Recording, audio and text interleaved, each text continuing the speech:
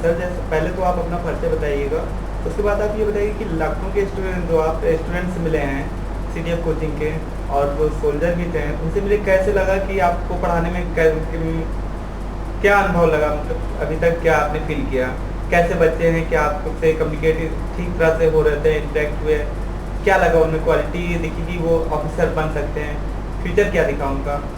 देखिए, पहली बात तो मैं अपना परिचय दे दूं आपको। मैं ग्रुप कैप्टन एल.के. पांडे हूं और एयरफोर्स में 30 साल की सर्विस के बाद मैं लास्ट ईयर रिटायर हुआ और बेसिकली मैं इंटरव्यूइंग ऑफिसर हूं और मैंने ट्रेनिंग अपनी 1998 में की defence institute of psychological research Delhi में, और फिर इंटरव्यूइंग ऑफिसर की ट्रेनिंग मैंने की, फिर देहरादून में पोस्टिंग किया, उसके बाद मैं मैसूर सिलेक्शन बोर्ड में पोस्टिंग रहा वहाँ पर, और फाइनली मैं वाराणसी सिलेक्शन बोर्ड में आ गया जहाँ पर मैं डिप्टी प्रेसिडेंट था। और मैं लगभग करीबन 4000 इंटरव्यू किए हुए हैं सब एंट्रीज़ के, और उसमें एनडीएस, सीडीएस, गर्ल्स, बॉयज़, एज जितनी एंट्री सब किया है।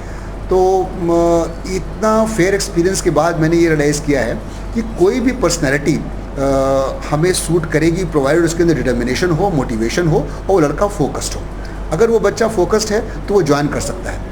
तो आपका ये कहना कि बच्चे सीधे हुए कैसे हैं, बच्चे सभी के अच्छे होते हैं, बच्चे जहाँ भी आते हैं अच्छे होते हैं। अगर उसमें मोटिवेशन है तो वो ज्वाइन कर सकता है, सिर्फ सही गाइडेंस मिलनी चाहिए उसको, और वो गाइडेंस हम देना चाहेंगे और उनकी पर्सनालिटी को हम इम्प्रूव करना चाहेंगे ताकि वो, जैसे कि बच्चे में ऑफिसर लाइक क्वालिटीज़ में जैसे कि आपने बताया कि थोड़ा सा नेशन के लिए वो होना चाहिए, तो और इस तरह से क्या क्या क्वालिटीज़ होनी चाहिए? देखिए 15 क्वालिटीज़ हैं, 15 ऑफिसर क्वालिटीज़ हैं जिनको कि हम बेंचमार्क मांगते हैं। हर एक ऑर्गेनाइजेशन अपनी अपनी रिक्वायरमेंट लेता है।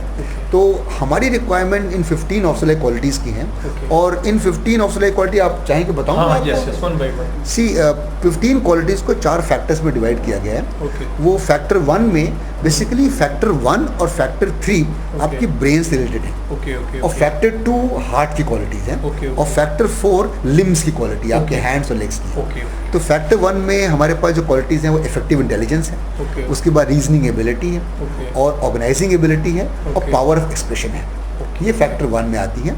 और फैक्टर 2 में हमारे पास सोशल अडेप्टेबिलिटी, कोऑपरेशन और सेंस ऑफ रिस्पॉन्सिबिलिटीज़, ये 3 क्वालिटीज़ हैं, और ये बहुत अहम क्वालिटीज़ हैं क्योंकि सब कुछ तो दिल से ही गवर्न होता है। इंसान जीता है तो दिल धड़कता रहता है, तो इसीलिए तो ये कोर क्वालिटी जिन्हें कहते हैं हम, वो हार्ट की क्वालिटीज़ हैं, और इन पे हम कोई कॉम्प्रोमाइज़ नहीं करते। अगर इंटेलिजेंस में थोड़ा सा अगर लोअर है, रूरल बैकग्राउंड का है, और हम समझते हैं कि बाद में ट्रेनिंग से ऊपर आ जाएगा, तो हम कॉम्प्रोमाइज़ कर लेंगे।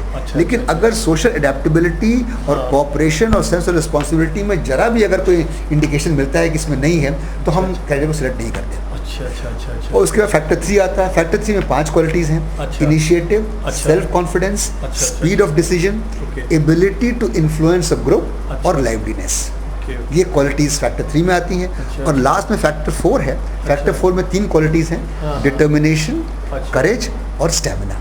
स्टैमिना में फिजिकल स्टैमिना है और मेंटल स्टैमिना, दोनों क्वालिटी। इसमें सर करेज और डिटर्मिनेशन वगैरह आप कैसे चेक करते हैं, बच्चों को कैसे असेस करते हैं कि इसमें करेज है, इसमें स्टेमिना है, इस सब चीज़ों को?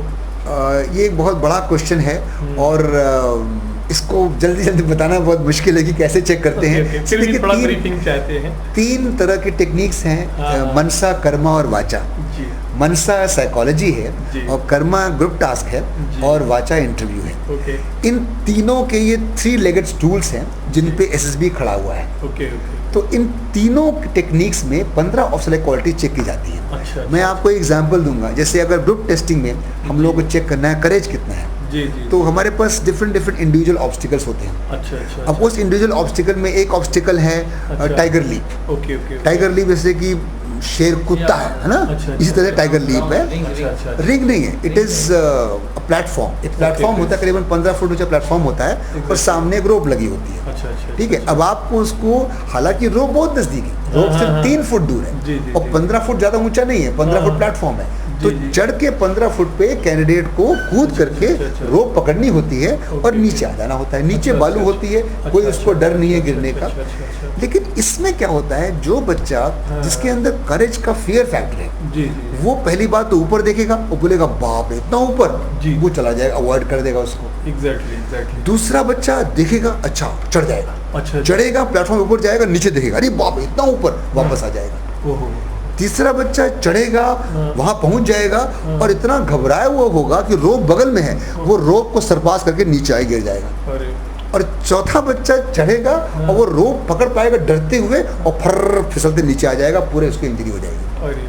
लेकिन जो पांचवा बच्चा होगा जिसमें करेज है, वो चढ़ेगा कॉन्फिडेंटली, एक लंबी सांस लेगा, रोप की एसेस करेगा डिस्टेंस कितना है और रोप को पकड़ेगा और ग्रिप करके फॉर्मली नीचे आ जाएगा बिना चोट लगे। ओके ओके, तो मतलब ये कॉन्फिडेंस लेवल होना चाहिए ऐसा कुछ। कॉन्फिडेंस और करेज दोनों एक इंटरमिक्सिंग है क्वालिटीज की। ओके, तो अगर करेज है तो कॉन्फिडेंस अपने आप आ जाएगा। तो इसका डिपेंडेंसी है। जो 15 ऑक्सलाइट क्वालिटीज हैं ये स्टैंड अलोन नहीं है। अगर इफेक्टिव इंटेलिजेंस है, जैसे अगर चारों फैक्टर्स हैं, 25-25 मार्क्स दे दूं मैं आपको, तो 100 नंबर यानी आपको 50% पास मार्क है, 2 फैक्टर हो जाए, बाकी तो जरूरत नहीं है, ऐसा नहीं है। ये क्वालिटीज आपस में इंटरमिक्स्ड है, इंटरट्वाइंड है, एक बेल की तरह से। आप बेल को तोड़ना चाहें तो नहीं होगा, वो टूट जाएगी। तो इस तरह से इंटरमिक्स्ड है। तो एक क्वालिटी की बेरिंग दूसरे फैक्टर में है। तो इसलिए अगर करेज है तो कॉन्फिडेंस है, कॉन्फिडेंस एंड इनिशिएटिव है। ओके। ये चीजें, इंटेलिजेंस अगर है तो आपको हमेशा आप डिटरमिनेशन आ जाएगा, you can think, reasoning ability, तो एक हर चीज मिक्स्ड है। तो करेज देखने के लिए अगर करेज है अपने आप कॉन्फिडेंस में आएगा। अगर फिजिकल स्टैमिना उसका है अच्छा तो कॉन्फिडेंस बढ़ जाएगा। तो इस तरह से हर एक तरह के तरीके हैं जिसको चेक किया जाता है कि उसमें कौन सी क्वालिटी है। और ये एक मैंने आपको एग्जांपल दिया है। ऐसे बहुत सारी चीजें हैं जिसको चेक करते हैं हम लोग जीटी में, साइकोलॉजी में और इंटरव्यू में, जिससे पता चलता है कि उसमें क्वालिटी है कि नहीं। अच्छा सर, जरा हमें ये डिस्कस भी करना था कि जैसे कि स्क्रीनिंग होता है, तो स्क्रीनिंग में कोई भी स्टोरी दी जाती है तो उसमें बच्चा स्टोरी लिखता है, फिर उसको 1 बाय 1 नरेट करते हैं सब लोग। उसके बाद एक ग्रुप बनता है कि आपस में स्टोरी को जीडी करना है। तो आप कैसे उसको असेस करते हैं किस बच्चे को हमें स्क्रीन इन करना चाहिए, किसको नहीं करना चाहिए? देखिए, पहली बात तो ये हमारी रिक्वायरमेंट है कैसे करना, कैसे नहीं, इसमें उसके कैसे लिए क्या रिक्वायरमेंट बच्चे की होनी चाहिए? देखिए, बच्चे को जो हम सिखाते हैं, पहली बात उसका कम्युनिकेशन स्किल्स अच्छा मस्ट है, ये मस्ट है। ओके।